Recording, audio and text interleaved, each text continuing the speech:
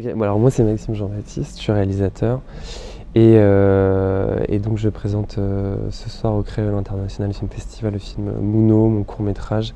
C'est mon dernier court-métrage que j'ai réalisé qui date de 2022. Mhm. Voilà. Ok, d'accord. Et donc tu peux nous parler un peu du court-métrage, de quoi ça parle? Ouais, Mouno en fait j'ai repris en fait des images, c'est pratiquement un film d'archives principalement. Et le début en fait de ce film, c'est mon père qui a participé à un autre film D'accord. qui s'appelle Jean Galmo Aventurier, qui retraite un peu de l'histoire de la Guyane française, d'où je suis originaire. Et moi, ma question, c'était de me dire quelle est sa place dans ce film, comment il est représenté. Parce que j'avais beaucoup de questions en fait, la manière dont il était représenté. Et des fois, quand je voyais les films, ça me dérangeait. Et je voulais questionner ce dérangement en fait. Et du coup, progressivement, j'ai un peu déconstruit ces images qui parfois étaient un peu stéréotypes, avec beaucoup de stéréotypes, avec beaucoup de manières de regarder la Guyane, parce que c'est un film qui a été fait par des Français principalement. Et du coup, j'ai déconstruit, mais je l'ai fait aussi avec mon père. Donc c'était de lui aussi qui repense à sa place dans ce film-là, à ce qu'il représente. Et le créole, c'est aussi ça, c'est que le créole, il n'a pas forcément été transmis. Il m'a pas été transmis, mais à travers ce film, j'ai redécouvert cette langue. Qui d'ailleurs dans le film que j'ai réutilisé est aussi pareil, réutilisé à des fins parfois problématiques. Voilà. Ok, d'accord. Mais du coup, spécifiquement par rapport à la culture créole, donc tu as un rapport spécifique par rapport à ça.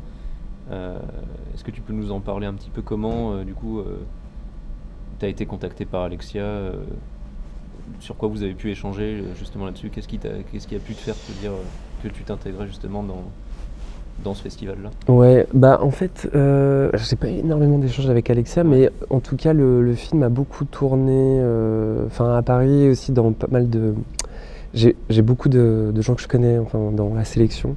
On fait un peu partie du même milieu, on vient tous soit des Antilles, soit de Guyane, et on grandit en France, et on s'est retrouvés un peu comme ça, et on se connaît tous. Donc je pense que c'est ce réseau-là, et évidemment ce qui nous lie, c'est le créole, mais c'est aussi d'être d'une condition venant de pays d'outre-mer. Donc c'est une condition bien particulière. Certains diraient post-colonial, mais moi je dirais que c'est quand même colonial, toujours. Et ça, c'est une condition vraiment particulière qui est pas, qui peut pas être la chose similaire. Ça pourrait être Hawaï, par exemple, pour les États-Unis, qui est une colonie des États-Unis. Mais c'est une condition vraiment particulière et du coup, on s'y retrouve. Je pense qu'on s'y retrouve dans la manière aussi dont on engage avec l'image en mouvement. Parce que l'image en mouvement, c'est aussi un appareil qui crée des stéréotypes, qui crée des manières de voir, qui crée un imaginaire.